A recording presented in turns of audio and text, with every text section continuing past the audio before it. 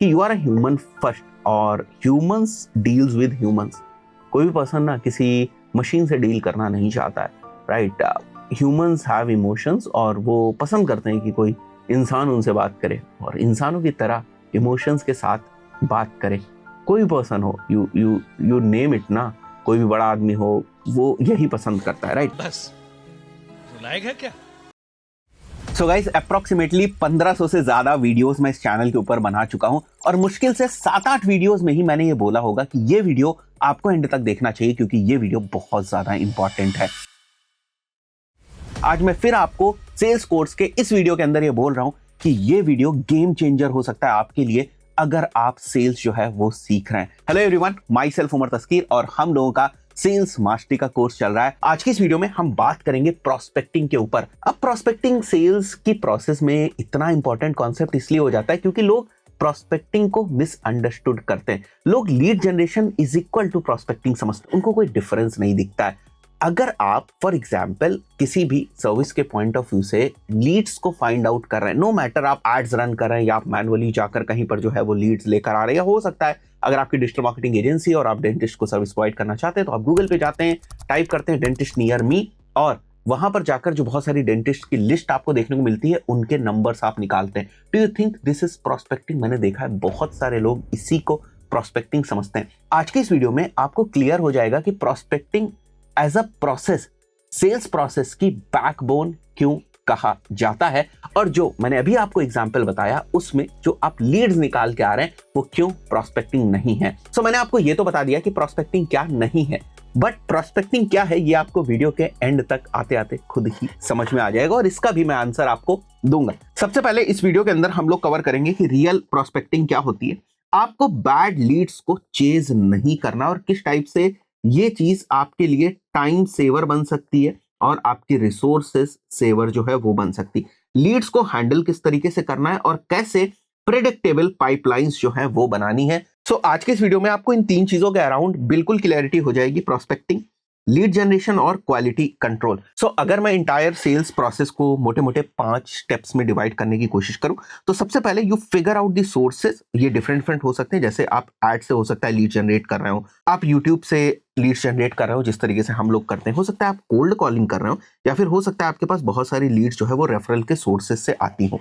तो आपके अपने कुछ सोर्सेस होते हैं जिससे कि बेसिकली आप लीड्स को जनरेट करते हैं। Now again I am telling you this is actually not prospecting. उसके बाद जब आपके पास लीड्स आ जाती हैं तो कुछ क्वालिफिकेशन फैक्टर्स के बेसिस पर आप उनको क्वालिफाई जो है वो करते हैं, एक काइंड ऑफ प्री क्वालिफिकेशन करते हैं। एक आप आईसीपी फिट जो है वो चेक करते हैं। ICP is like ideal customer profile, बहुत सारे लोग इसको आइडियल कस्टमर अवतार भी बोलते हैं। सो अवतार के अंदर बेसिकली वो कैरेक्टरिस्टिक्स होती हैं जो आपके कस्टमर के अंदर होती है, जिसके बेसिस पर आप ये क्वालिफाई करते हैं कि मुझे इसके साथ आगे बढ़ना है या नहीं, और यहीं पर जो है वो आपकी प्रोस्पेक्टिंग होती है।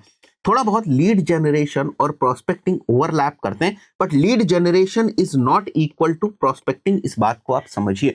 अगर आप लीड जनरेट कर रहे हैं और उसके इमीडिएट बाद आप उसको क्वालिफाई कर रहे हैं तब आप इस इंटायर प्रोसेस को बोल सकते हैं कि मैं प्रोस्पेक्टिंग जो है वो कर रहा हूं। But lead generation is not only equal to prospecting, जो मैंने शुरुआत में आपको एग्जांपल बताया था, जहां पर अगर आप अपनी डिजिटल मार्केटिंग सर्विसेज प्रोवाइड करते हैं और आप गूगल के ऊपर जाकर सर्च करते हैं डेंटिस्ट नियर मी और बहुत सारी प्रोफाइल्स आपके पास आ जाती हैं, तो उस सिनेरियो में अगर आप केवल उनका नंबर ले रहे हैं और उसके बाद उनको कॉल कर रहे हैं, that is basically you are generating the leads. बस इसी बात को समझने की कोशिश करिए। अब यहीं पर एक और चीज आप समझने की कोशिश करें कि आपने देखा कि यहाँ पर एक डॉक्टर की प्रोफाइल है, उसके बाद उनकी वेबसाइट के ऊपर गए और उसके बाद वहां से आपने चेक किया कि ये फेसबुक के ऊपर एड्स रन कर रहे हैं या नहीं। उसके बाद आपने देखा कि बहुत सारे जो एड्स है वो रन कर रहे हैं, जिससे आपने फिगर आउट किया कि हो सकता है इनका जो एड स्पेंड है वो 50,000 से ऊपर का हो पर मंथ के पॉइंट ऑफ व्यू से। और इसका आइडिया आपको तब हुआ जब आप उनकी एड्स लाइब्रेरी के अंदर जाकर थोड़ी सी रिसर्च करते हैं तो आपको समझ में आने लगता है कि अगर इतने एड्स चला रहे हैं तो मिनिमम ये इतना एड स्पेंड कर ही रहे होंगे। वहीं पर मान के चलते हैं दूसरे डॉक्टर की भी प्रोफाइल है और आप उनकी प्रोफाइल के ऊपर जाते हैं, वहां चेक करते हैं उनकी कोई वेबसाइट ही नहीं, एड्स तो दूर दूर की बात है, उनकी कोई वेबसाइट ही नहीं। अब फॉर एग्जांपल आप ऐसी एजेंसी है जो केवल उन लोगों को ऑनबोर्ड करती है जो ऑलरेडी एड्स रन कर रहे हैं, बिकॉज वो फनल में जल्दी कन्वर्ट हो सकते हैं। और अगर कोई लीड ऐसी है जिसने पहले से कोई एड्स वगैरह नहीं रन किए तो फनल में उसको आगे कन्वर्ट करने में आपको दिक्कत जो है वो होगी। तो प्रोस्पेक्टिंग का सीधा सा कॉन्सेप्ट यही है कि जब आपके पास लीड्स का सोर्स होता है जहां से बहुत सारी लीड्स आ रही हैं, तो सारी ही लीड्स को आप प्रोस्पेक्टिंग वाली प्रोसेस में नहीं रखेंगे। जब आप एक एडिशनल फिल्टर वहां पर लगा देते हैं, हो सकता है आप अपने आइडियल कस्टमर प्रोफाइल के पैरामीटर्स के बेसिस पे वो फिल्टर लगाएं, उसके बाद जो लीड्स आपके पास आती हैं, वो जो प्रोसेस आप कर रहे हैं आइडियल कस्टमर प्रोफाइल बनाने की या डिफरेंट डिफरेंट पैरामीटर्स के बेसिस पे लीड्स को फिल्टर आउट करने की, वो सारी process is basically called as prospecting. तो ये थोड़ी सी चीजें जो है वो ओवरलैप करती हैं। लीड जनरेशन के साथ भी आप प्रोस्पेक्टिंग करते हैं। क्या सर इनबाउंड लीड्स में ही प्रोस्पेक्टिंग होती है, क्या आउटबाउंड लीड्स में प्रोस्पेक्टिंग नहीं होती? ऐसा नहीं होता है। किसी भी तरीके से अगर आप किसी को अप्रोच कर रहे हैं और जब भी आप कुछ एडिशनल फिल्टर्स वगैरह लगा के अप्रोच करते हैं, दैट मींस आप प्रोस्पेक्टिंग कर रहे हैं। यहां पर मैं प्रोस्पेक्टिंग बेस्ड टूल्स के पॉइंट ऑफ व्यू से बात नहीं कर रहा हूं। ऐसे बहुत सारे डिफरेंट डिफरेंट टूल्स होते हैं जो बोलते हैं कि आपको लीड जनरेशन में हेल्प करते हैं, प्रोस्पेक्टिंग में आपको हेल्प करते हैं, बट क्या वो टूल्स आपकी मदद करेंगे आपकी आईसीपी को बनाने में? नहीं। ये आपको खुद से बनाना है, अपने बिजनेस के हिसाब से, अपनी सर्विसेज के हिसाब से, कि भाई मैं किन क्राइटेरियाज के बेसिस पे फिल्टर आउट करना चाहता हूं। इसीलिए इस वीडियो में मैं आपको कॉन्सेप्ट वाइज चीजें समझाने की कोशिश कर रहा हूं, सो दैट कोई भी टूल आ जाए, कोई भी सोर्स हो जाए, आप प्रोस्पेक्टिंग कर पाए। तो होता क्या है कि हम लोग भी अपनी एजेंसी के पॉइंट ऑफ व्यू से ना बहुत सारे एड्स को रन कर रहे होते हैं, तो हम सिंपली अपनी एड कॉपी बनाते हैं और उसके बाद हम अपॉइंटमेंट फनल को यूज करते हैं। तो कोई भी पर्सन जो हमारे एड के ऊपर क्लिक करता है, अप्लाई करता है फॉर दैट कि उसको सर्विसेज चाहिए, हो सकता है गूगल एड्स की या मेटा एड्स की, तो वहां पर एक कैलेंडर जो है ओपन हो जाता है। उसके बाद वो अपना टाइम स्लॉट्स वगैरह सेलेक्ट कर लेता है। टाइम स्लॉट सेलेक्ट करने के बाद जब वो बुकिंग के ऊपर जाता है, तो वहां पर उनके सामने एक फॉर्म टाइप का आ जाता है जहां पर हम बहुत सारे क्वालिफाइंग क्वेश्चंस जो है वो पूछ रहे होते हैं कि आपका मिनिमम एड स्पेंड कितना है, आप कहां से हैं, आप किस इंडस्ट्री में हैं, आपके चैलेंजेस क्या है, आपका रोएस कितना है, और उन क्वेश्चंस के बेसिस पर हम फिगर आउट करते हैं कि फर्दर हमें उनसे अपॉइंटमेंट करनी है या नहीं करनी। Now this is something which is called as prospecting. तो अगर हमारे पास एड से कोई लीड आ रही है और उसमें इस टाइप से हम फिल्टरिंग कर रहे हैं on the basis of our ICP, that is something which is called as prospecting. इसी तरीके से अगर हम किसी को आउटरीच कर रहे हैं, फॉर एग्जांपल हमारे पास 100 लोगों की लीड आई और उनमें से हम आईसीपी के बेसिस पर या अपने कोई भी क्वालिफाइंग क्राइटेरिया के बेसिस पर अगर हम किसी को आउटरीच कर रहे हैं, now that is again called as prospecting. So ये प्रोसेस बहुत ज्यादा इंपॉर्टेंट होती है बिकॉज यहीं पर सबसे ज्यादा एनर्जी जो है वो वेस्ट होती है। एक पर्सन के कांटेक्ट में आने के बाद सबसे पहला यही स्टेप होता है, एंड उसके बाद आपका फर्स्ट टच होता है सेल्स प्रोसेस में। जब आप इनिशियली कन्वर्सेशन के अंदर आते हैं ना, again depending on the nature of the services that you are providing, यहाँ पर हो सकता है कि एक मीटिंग्स हो या 2 मीटिंग्स हो या फोन पे बात हो या जूम पे बात हो, वो सारी चीजें हो सकती है। So then you basically diagnose. So diagnose is something which is kind of a discovery call in our case. तो सबसे पहले हम उनकी रिक्वायरमेंट्स को समझने की कोशिश करते हैं एंड देन फर्दर हम उनके साथ आगे जो है वो बढ़ते हैं, सॉल्यूशंस उनको प्रोवाइड करते हैं, उनको नर्चर करने की कोशिश करते हैं, उनको कन्वर्ट करने की कोशिश करते हैं। तो मैंने बिल्कुल उसी टाइप से आपको समझाने की कोशिश करी जिस तरीके से डिजिटल मार्केटिंग एजेंसीज के अंदर जो है वो सर्विसेज को सेल किया जाता है। तो this is a kind of a sales pipeline blueprint from initial contact और generating the leads to closing the deal. This is a systematic flow. Now, what prospecting really means? क्या myths हैं वो समझते हैं। Prospecting is not equal to cold calling. Thinking it's just about dialing numbers blindly. ये prospecting नहीं है, समझ लीजिए इस चीज को, because prospecting is very important. मैं केवल आपको definition के point of view से नहीं समझाना चाह रहा हूं। इस entire process के अंदर प्रोस्पेक्टिंग एक बहुत इंपॉर्टेंट रोल प्ले करता है सो दैट कोई भी जंक लीड्स ना इस फिल्टर के आगे ही ना जाएं और आगे ना पूरी एनर्जी के साथ आप काम कर सके। Prospecting is not equal to spamming. Sending identical generic messages to everyone is not prospecting. If you are firing the SMSs, if you are firing the WhatsApp messages, if you are firing the emails, so this process is not basically the prospecting.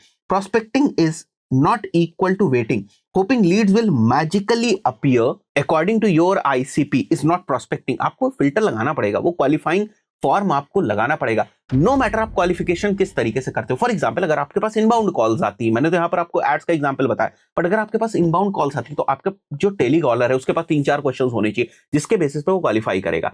अगर वो उनको फिर से form send करना चाहे तो वो कर सकता है, उसके बेसिस पे वो क्वालिफाई करने की कोशिश करेगा। The point is you have to understand the concept of prospecting in entire sales process. The reality is identifying right fit customers, focusing only on those who actually need you. Right time and context, reaching out to these people when they are ready to listen. Prospecting is not finding leads. Prospecting is finding the right leads. बात समझ रहे हैं? Pitching random local businesses is not prospecting. Real example is targeting businesses already hiring marketeers or running ads, जो मैंने अभी आपको example बताया। अब आईसीपी क्या होती है? What is ICP? A clear definition of who you should sell to and who you should avoid. एक बहुत सॉलिड फिल्टर जो आपको बिल्कुल आपको बाइनरी तरीके से क्लियर कर देगा 1 और 0 में, किसके साथ काम करना है, किसके साथ नहीं करना है। सो राइट आईसीपी इज एजेंसी वाला एग्जाम्पल जो मैंने अभी लिया कि अगर कोई ई कॉमर्स ब्रांड है एंड फॉर एग्जाम्पल उनका रेवेन्यू 10 लाख पर मंथ से ज्यादा है, इसका मतलब ये जो है वो फॉलो आउट कर रहा है, हमें इनके साथ आगे बढ़ना है। अगर उन्होंने नया स्टोर बनाया, नया शॉपिफाई स्टोर क्रिएट किया और उनका बजट बहुत कम है, which is basically the wrong ICP, और हमें उसको अवॉइड करना है। Again depending on the nature of the businesses, आपको अपनी आईसीपी जो है वो बनानी आनी चाहिए, और ये काफी एक्सपीरियंस से आता है। यहाँ पर आप एआई वगैरह की हेल्प जो है वो ले सकते हैं, अपने बिजनेस की पूरी इंफॉर्मेशन जो है वो प्रोवाइड कर दें आप चैट जीपीटी को। साथ ही साथ ये भी प्रोवाइड कर दें कि पास्ट में किस टाइप के कस्टमर्स जो हैं वो आपके लिए कन्वर्ट हुए हैं, उसकी डेटा आप प्रोवाइड कर दें। किस टाइप के क्वेश्चंस आप इन जनरल जो है वो पूछते हैं, तो बहुत सारी डेटा अगर आप प्रोवाइड कर देंगे तो चैट जीपीटी आपको बहुत सारे वेरिएशंस आईसीपी के जो है वो बनाकर दे देगा। मैं कोशिश करूंगा इसके ऊपर एक सेपरेट वीडियो आपको बनाकर दे दूं, बट प्लीज आप अपनी तरफ से भी ये चीज ट्राई करने की कोशिश करिए, आपको समझ में आ जाएगा। So what is included in ICPs? It's basically firmographics, industry type, business size, economics, revenue range के बेसिस पे, बजट मैच्योरिटी के बेसिस पे, कॉन्टेक्स्ट, डिसीजन मेकर और प्रॉब्लम इंटेंसिटी के बेसिस पे। मैंने आपको एग्जांपल बताया कि अगर कोई हमारी मीटिंग बुक करा और उसमें डिसीजन मेकर नहीं है, तो फिर हमारे लिए वो मीटिंग बेकार हो जाएगी। बिकॉज अगर कोई डिसीजन ही नहीं ले सकता तो हम कितना भी उसको समझाएं, कितना भी कोशिश करें उसको कन्वर्ट करने की, अगर उसके पास डिसीजन मेकिंग की अथॉरिटी नहीं है तो वो कैसे डिसीजन लेगा? तो for example if you are working on someone जिसको आपकी बात बहुत समझ में आ रही है, बट उस पर्सन से आगे बात करने में आपकी एजेंसी के अंदर रेवेन्यू नहीं आने वाला, बिकॉज वो डिसीजन मेकर ही नहीं है। सो अगेन आपकी आईसीपी के अंदर ये होना चाहिए कि जिससे आप बात करने जा रहे हैं, क्या वो डिसीजन मेकर है या वो आपको डिसीजन मेकर से कनेक्ट करा सकता है या नहीं। I think so you are getting what I am trying to tell you. एक और पॉइंट यहां पर मैंने मेंशन किया हुआ, saying no to wrong ICP is equal to more yes from right ICP, because आपकी एनर्जी बचेगी और आपकी टीम और अच्छे प्रोस्पेक्ट्स के ऊपर जो है वो काम कर पाएगी। एक और चीज यहां पर समझते हैं, that is basically inbound versus outbound. These two are very different games. So outbound is basically when you are reaching out to someone, let's say in terms of the prospecting, तो आपको थोड़ा सा और अवेयर रहने की जरूरत है, because they didn't ask for your call, zero prior intent or awareness, so they need context first.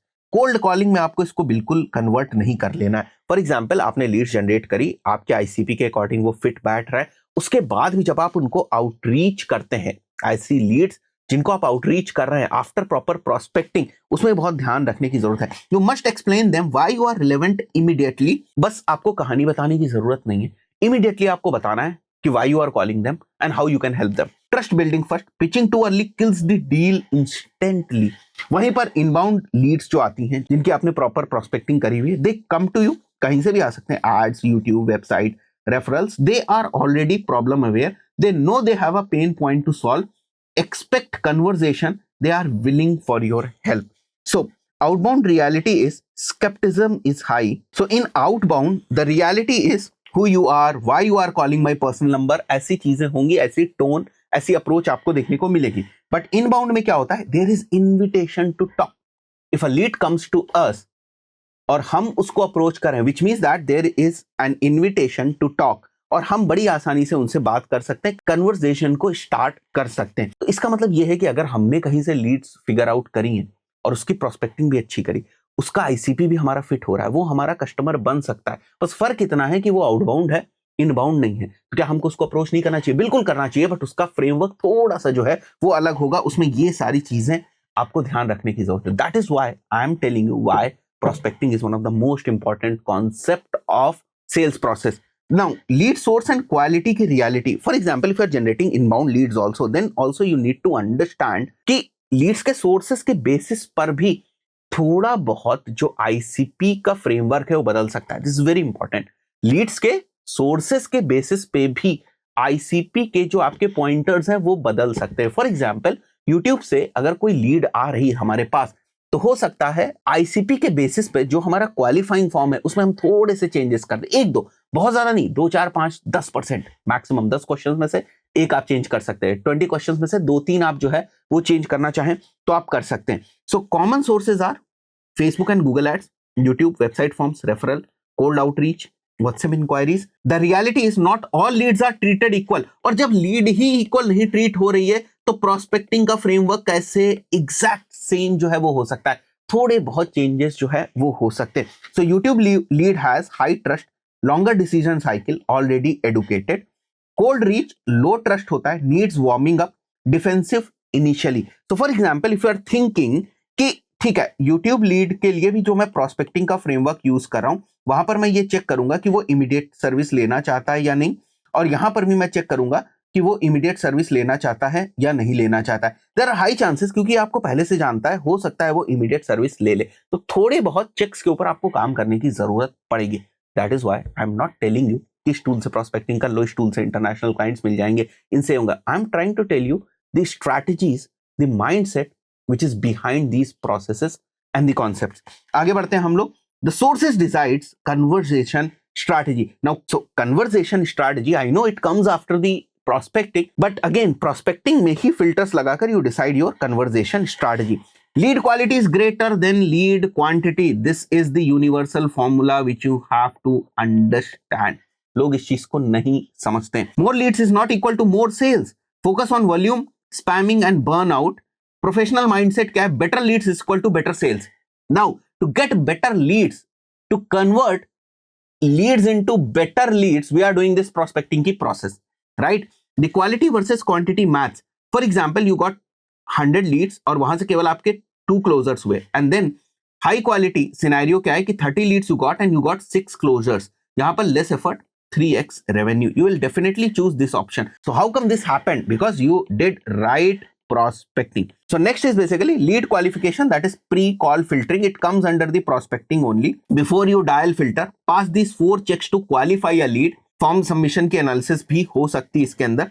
Is the business real? Is the decision maker reachable? Is the problem urgent? Is budget realistic? ये मेरे अपने check point से आपके according अलग हो सकते हैं। For example if someone has filled the form और वहां उन्होंने मेंशन किया जस्ट एक्सप्लोरिंग या फिर नो बजट एलोकेटेड येट, तो आपको ना आसानी समझ में आ जाएगा it's a low priority, different script चाहिए होगी इसके लिए, नर्चर हमें करने की जरूरत है, लेस इमोशनल इन्वेस्टमेंट है।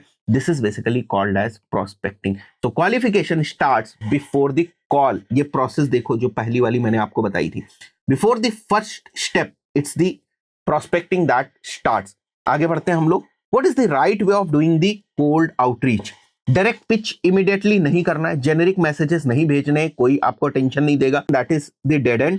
We are the best agency by now, ये सब नहीं करना है, राइट? रिजल्ट क्या होगा? लोग उसको डिलीट कर देंगे, ब्लॉक कर देंगे, आपको इग्नोर कर देंगे। The right way is to set up the context and relevance. Start with why you are reaching out specifically to them. There has to be some story behind that. Soft entry, low pressure, aim for a conversation. शुरुआत आपकी क्या होनी चाहिए? Bring them into the meetings. Try to understand their problem. Tell them how you can help them. ये सारी चीजें आपकी शुरुआत में होनी चाहिए। Conversation स्टार्ट करना और उसको मेंटेन रखना, ये आपकी प्रायोरिटी होनी चाहिए। And then over the period of time conversation के ही अकॉर्डिंग आपको समझ में आता रहेगा कि when is the right time to pitch your services, right? Permission based, asking if it is okay to discuss further or not. So this is the right way of doing the cold outreach. So for example, if you are sending someone an email, you can mention something like this: so you are hiring a performance marketer. Quick question before I explain why I am calling you. So it's basically setting up the context, setting up the relevance, and then soft entry, and then you are taking the permission, and then you are basically initiating the conversation. So this is basically the framework. So if you are taking the permission, it basically helps you in converting better than if you are taking the pressure.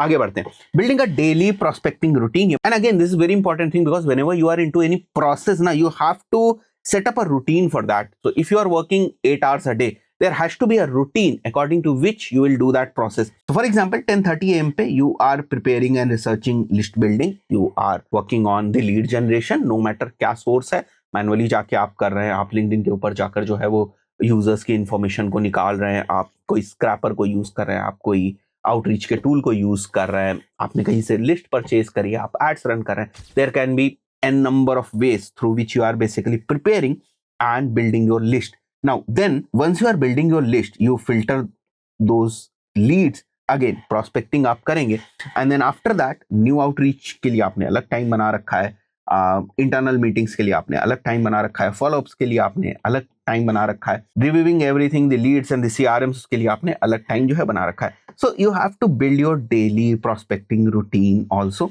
Now why routine matters, it removes the emotions, it builds the pipeline, because at the end of the day ना, जब आप sales process में होते हैं तो you always have your eye on that column where it says revenue stuck. या आप क्या चाहते हो कि पाइपलाइन के अंदर ना जो भी हमारे पास लीड्स है ना वो आगे बढ़े, राइट. फॉर एग्जाम्पल वो प्रपोजल सेंड वाली स्टेज के ऊपर हैं तो कन्वर्जन की तरफ बढ़े, अगर वो इनिशियल मीटिंग वाली स्टेज के ऊपर हैं, डील सेंड की स्टेज पे है तो वो कन्वर्जन की तरफ बढ़े. So you always aim on दो स्टेजेस जो क्लोजर के ज्यादा करीब होती हैं, and you also figure out और ट्राई टू फिगर आउट कि जो कन्वर्जन के ज्यादा क्लोज जो स्टेज है वहां पर रेवेन्यू ज्यादा हो. So you always have an eye on there.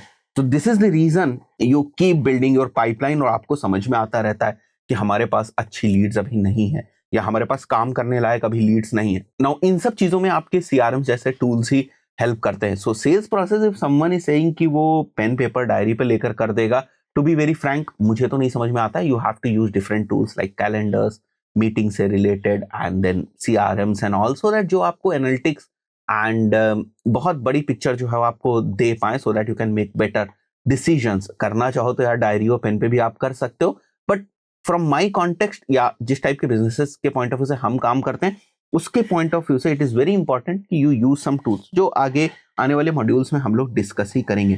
So it basically creates predictability, वही जो मैंने आपको बताया किस स्टेज में कितना रेवेन्यू आपको समझ में आएगा, and the consistency beats intensity. Now, prospecting ethics and brand protection. Never spam, never mislead, never overpromise, respect the timings, be transparent, exit gracefully if required. बहुत ही बेसिक से एटिकेट्स हैं. देखो सेल्स में ना ये सारी चीजें बहुत ज्यादा मैटर करती हैं. सेल्स में ना आपके एथिक्स बहुत मैटर करते हैं और ये चीज लोगों को सिखाई नहीं जाती है.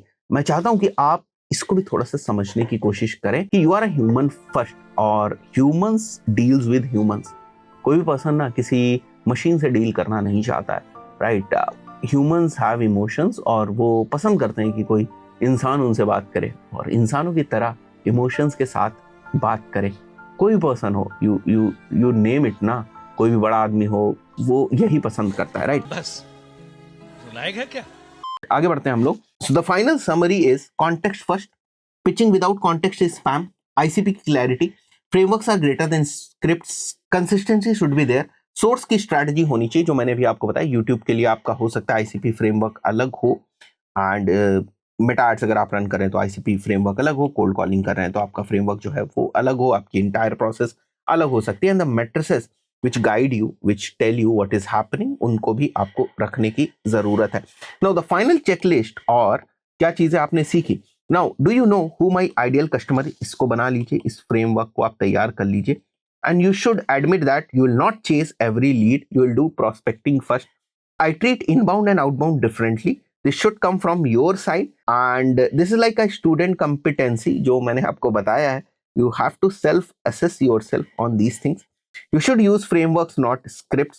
I track prospecting matrices. I protect my time and confidence. So if you are doing all these things, you are actually ready to prospect. क्या समझ में आया इस वीडियो से जरूर मेरे को बताइएगा, so that मुझे थोड़ा सा जो फीडबैक है वो मिलता रहे. और बहुत सारे लोग ना इस सेल्स कोर्स वाले ये वीडियोस के नीचे खूब सारे जो कमेंट्स है वो कर रहे हैं. अभी तो गाड़ी स्टार्ट हुई है, अभी तो हम लोगों को बहुत सारी चीजें सेल्स से रिलेटेड समझनी है. अभी मैं आपका माइंडसेट और सिस्टम्स और प्रोसेस को समझाने की कोशिश कर रहा हूँ, but when you jump into real templates and all, तब आपको और ज्यादा जो मजा है वो आएगा. बिल्कुल सेल्स में परफेक्ट करके ही मैं ये कोर्स जो है वो छोड़ूंगा. And I want your comments in the comment section. मिलते हैं नेक्स्ट वीडियो में. Till then, good bye.